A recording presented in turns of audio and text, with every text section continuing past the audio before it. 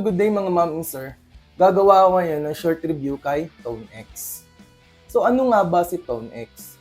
So isa siyang amp capturing device or amp profiler. So may kakayahan siyang i-capture yung mga sound ng mga paborito nating amplifiers. So pag binili mo siya, meron na siyang naka-store na mga 150 na presets. So meron siyang 50 na banks. So per bank, meron siyang 3 preset. So pwede mong i-select yung mga preset na yon per bank using this button. So itong ABC. So ganyan siya. So ano nga ba yung magiging advantage natin kapag meron tayong mga amp profiler devices?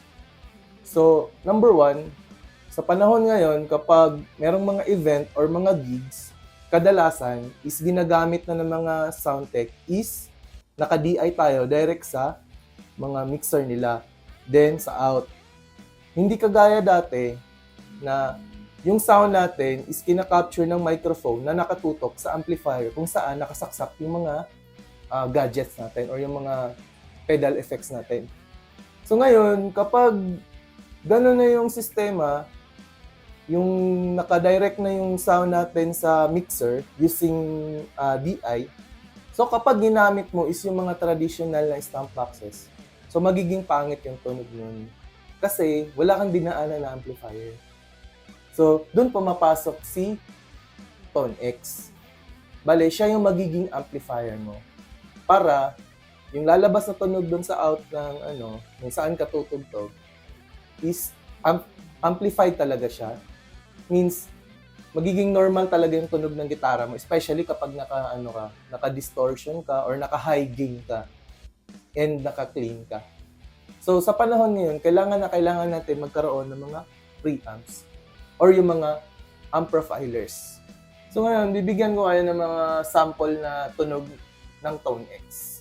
So sisimulan natin sa isang high gain, then sa isang clean.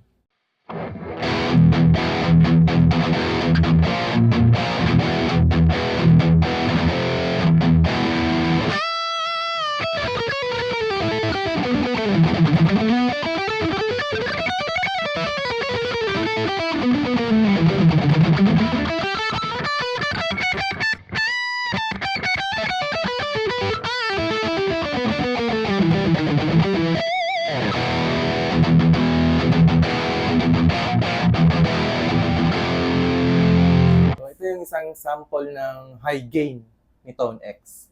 So, try naman natin yung clean tone.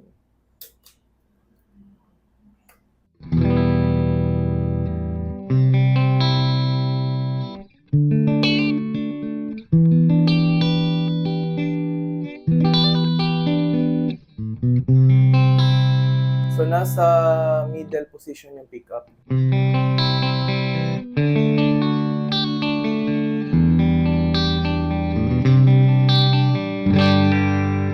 Is nasa bridge.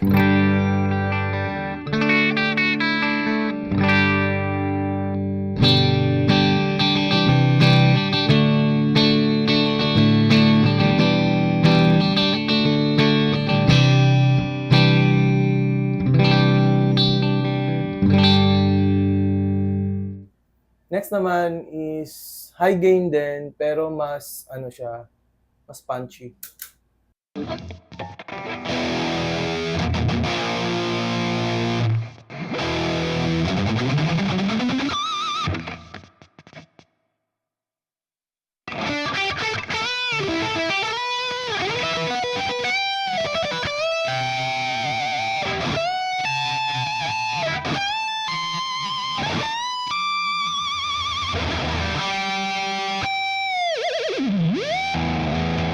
Ngayon naman, i-combine naman natin yung tunog ni ToneX kay GX100. So, mag-a-add tayo ng delay at iba't ibang effects.